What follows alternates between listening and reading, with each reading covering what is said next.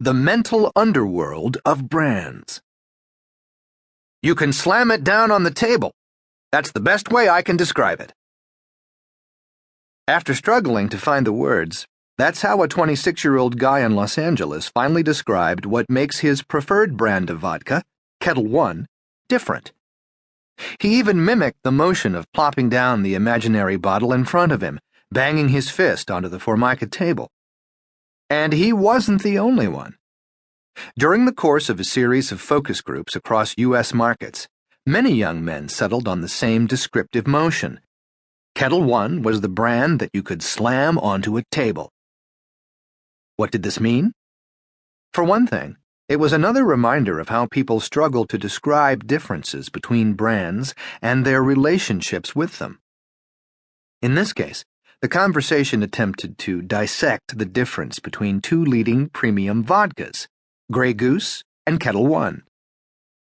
At first, these vodka drinkers insisted the two brands were the same in every way. They were both top-shelf, high-end brands. They were meant for the same kind of people, those who care about which vodka they choose and have a little more money to spend on the better stuff. And of course, they defaulted to the one word most people use to describe any alcohol they like. They were both smooth. As the moderator, it was my job to pick apart these two brands and to figure out what was driving the recent growth behind Kettle One. The problem was, however, that even these guys that loyally purchased Kettle One had no idea why they did so.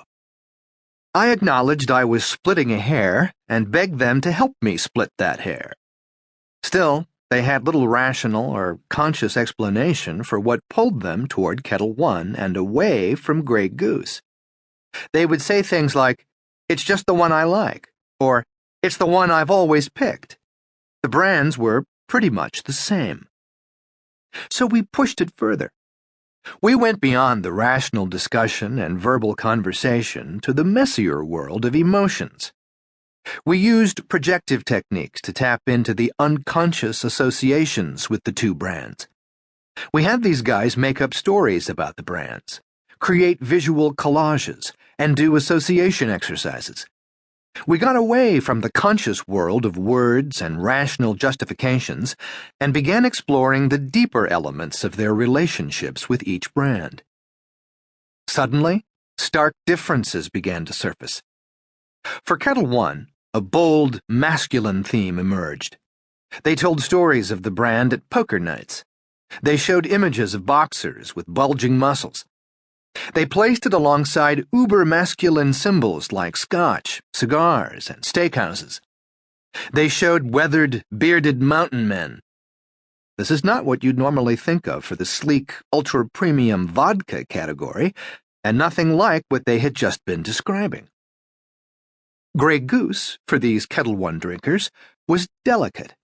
It was fancy, a bit pretentious, and slightly snobby. It wasn't quite feminine, but definitely more gender-neutral compared to the masculinity they saw in Kettle One. In other words, Grey Goose needs to be gingerly placed on the table, whereas Kettle One could be slammed. We also spoke with loyal Grey Goose drinkers who saw things very differently. They saw Grey Goose as the best of the best.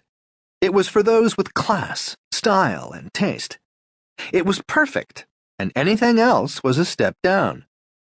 For them, Kettle One was the less sophisticated option that lacked the beautifully sleek, polished style they connected with in Grey Goose. So what's going on here? Functionally and rationally, both brands occupy the same space in both sets of drinkers' minds. They are both high-end, smooth, premium vodkas. But deep down, the two brands have very different essences.